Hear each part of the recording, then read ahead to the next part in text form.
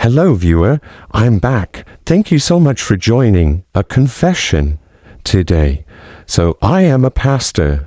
If you didn't catch the first video, please watch it.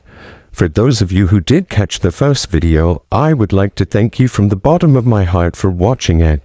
You helped me get things off my chest, and not only off my chest, but you also helped me to be able to share with you other lives of other people. So, here we go. We're going to talk about this story today. I do want to say thank you also so much for the pastors that have agreed to share stories with me from time to time so I can share them with the audience. Because, of course, I have a lot of stories after so many years of preaching, but I also have a lot of friends that have stories as well.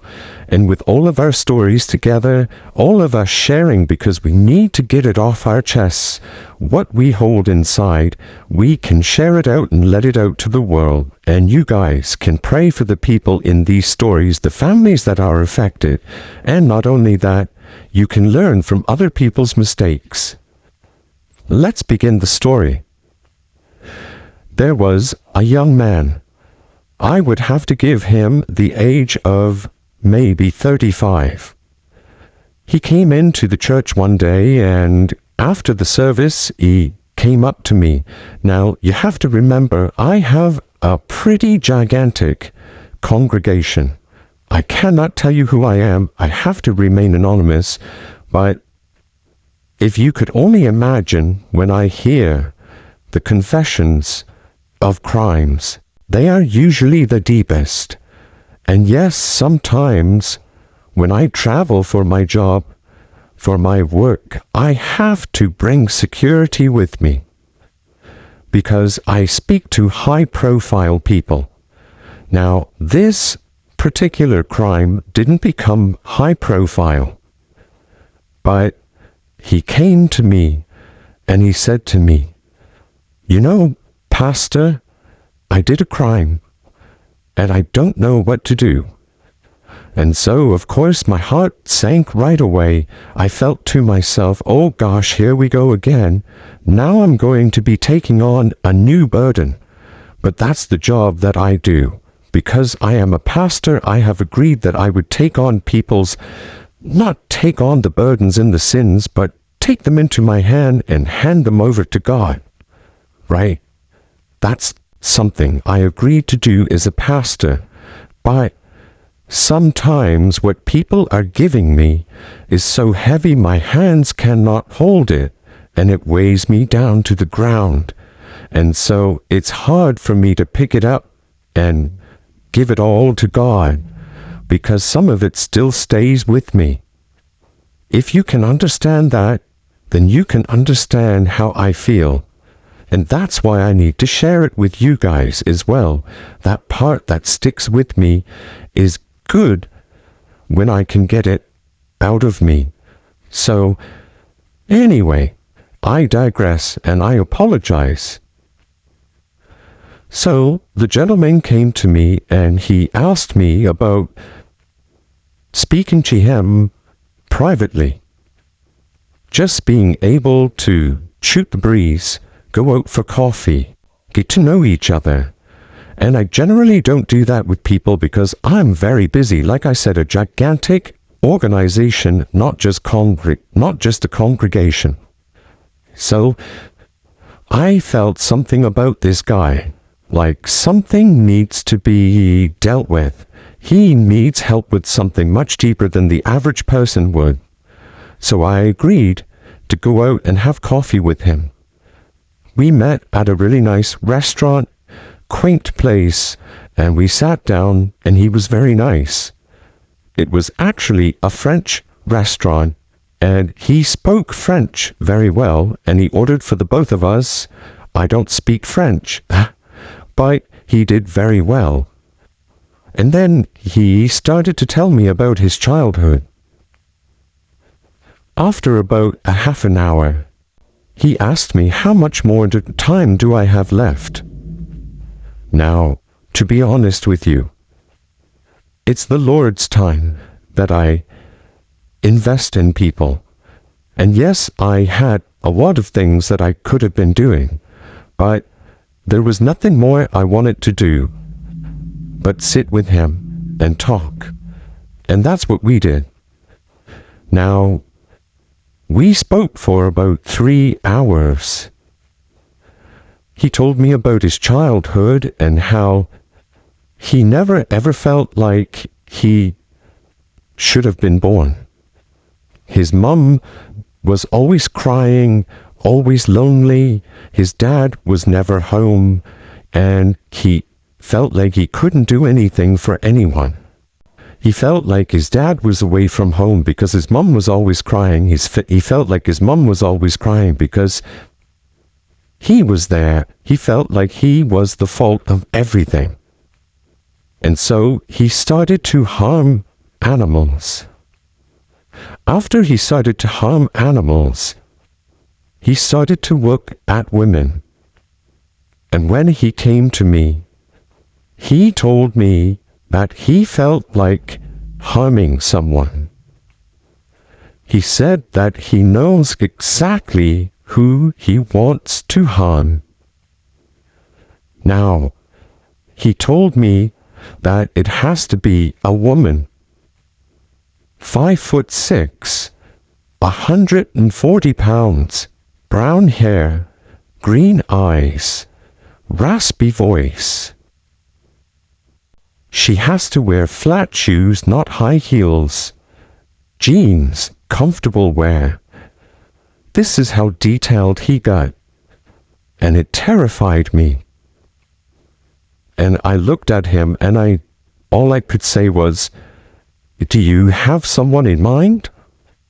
And he said, "Yes." So, of course, we weren't in a private setting, and it wasn't a confession. If he came to the church and we had a confession, and not just a coffee and a sit-down situation, then the situation would have been different, because then I would have had to been confidential. I think he thought in his head, as long as we are meeting, what he tells me is confidential, and that's not so. He did not book an appointment with me. All he wanted to do was have coffee and shoot the breeze. So once he gave me that information, I knew I had to tell the police. I knew that I had to save this woman's life. A woman's life was in the grasp of a man that wanted to take it. He knew what time that she was getting off work. He knew her schedule. During that 3-hour conversation, he showed me pictures of her. He showed me the type of car she drives. He told me what type of perfume she uses. This man got too close for comfort, and I wasn't going to allow him to hurt her. The reason why I'm telling you guys the story as well is I'll get to that in a minute. But first of all, when I went to the police, I had this woman's Facebook memorized because he showed me her Facebook. He showed me photos on her Facebook. That's why I'm saying he must have thought that everything was going to be confidential. So, what happened was I memorized her name, her face, and when I went to the police, we pulled up everything about her, and we found her. The police intervened, and they followed this man around for many days. Now, of course, I will be human with you, and not just spiritual. I was nervous during those days, because I was afraid that, what if he realizes he told me this dark secret and wants to get rid of me too? So I was a little nervous. I had to get some security guards, which again, is a common thing in my world due to the size of media that I have myself on. So the guy was arrested, and when they arrested him, they saw that he had a kit in his car. In his trunk, he had like a kit. There's a certain kit that they call a murder kit, or a great kit, or something that's a kit where they have tape, and they may have a tool of some type, like a knife or a gun or something that they will use to hurt a person with, a weapon of some type. And then on top of that, they will also have maybe a change of clothes or gloves or something, like to detain the person and get rid of them. And that's what they just have it somewhere on their person or in their vehicle or in their home, and they have it prepared. And this guy had it prepared when they followed him. They followed him straight to her house. He was ready to make his mark, and it was about 3 weeks after. So he took a little bit more time to, be on the lookout for her and do his surveillance. And at the same time, they were surveilling him as he was surveilling her. So they knew that he was up to something. Finally, when he was making his mark, when he was going to do his hit, they were on it. And he went to the house he snuck in, and already a police officer was on the way on the other side. They surrounded the house, and the woman herself that was in the house that he was going to get, she was home alone. And so she was able to she was forewarned as well, and she was able to sneak out, and they arrested him immediately. They didn't even give him time to approach her, because who would say he could poke her really quickly with the big knife that he ended up having in his hand. It was a huge steak knife, like butcher knife, and he had that. Imagine, all sometimes it would do is take one slice, one stab, and the woman is gone. So they couldn't risk that. And she was freed, and she went with the other police officers, and they arrested him. Now, remember when he said he committed a crime that he wanted to admit to me? Well, when we were sitting together, he didn't admit to a crime. He admitted to a crime he was about to do. So when they arrested him, they sat him down and they got confessions out of him about another crime, 3 other crimes that he did. And in those crimes, the reason why they were able to get those confessions is because his DNA matched. At the end of the day, he was caught. And this is the reason why I want to talk to you, because you can never be too careful out there. The woman that he was going to attack, she was very careful. She was not trying to do anything that would get her caught up in uncomfortable circumstances. She was a young woman living her life, and he was a monster, a predator. You need to be careful of people who you let into your heart and into your home.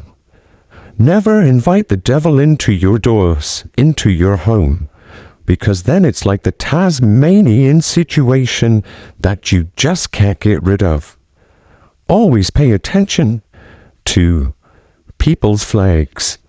There's green flags and red flags. So when you see green flags, give somebody appreciation for that and honor them for it, love them for it. When you see those red flags, you know that's an indication, a notification that you need to hightail it away from that person in regards to giving them a part of who you are. It's not rocket science. It's not spirituality. It is logical. It has something to do with the person and their worth. You are worth so much more. So be certain to have the value of your worth always at the forefront of your mind. And you will meet people that will enhance that. When you're around people that are really negative, you got to be careful. Now, this particular woman, she was guarding herself, but there was one thing that she was not doing right. And what was that? She was not watching where she was going when she was at her front door. And that's what you need to do. When you're going home and you're going down the street, it's not being paranoid. Look around. Don't just be on your cell phone. Don't just walk home because you're tired and anxious. Look to see if anyone's following you. Turn around, not in a paranoid sense, but in a light sense, like, oh, what's behind you? What's going on? Be aware of your surroundings. And when you're going up to your door, make sure that you have your keys prepared. You're going into your residence and you're closing the door behind you. If you see a stranger, don't enter unless you have to. Save yourself, protect yourself, and be smart. Guys, I want to thank you so much for taking this time to listen to this video, and also for just giving your time. It's just so important. I love it. I have to tell you that it's something that I want to continue to bring more stories to you, because it's not only myself that needs this healing, but it's other pastors that I know in the inner city all around the world that are very high profile pastors that do take on a lot of surprising situations and heavy conditions that should be shared so the people involved can be prayed for. And so you can also understand what is happening around the world, and you can stay out of harm's way and out from the devil's path by focusing on your special Creator and your journey to make your path right. Thank you so much for joining, and remember, I'll be back as soon as I can with a new story. I know they're sad, and I know they're confessions, but you need to know that these are helping, because it is healing. I try to choose nice video footage for you so it doesn't look too gory or gruesome, and I hope you do appreciate that. Have yourself a fabulous, incredible day. Please take a moment to subscribe. Remember to hit the like button for the video so I know that you like it, and we will be in touch. Have yourself a good day.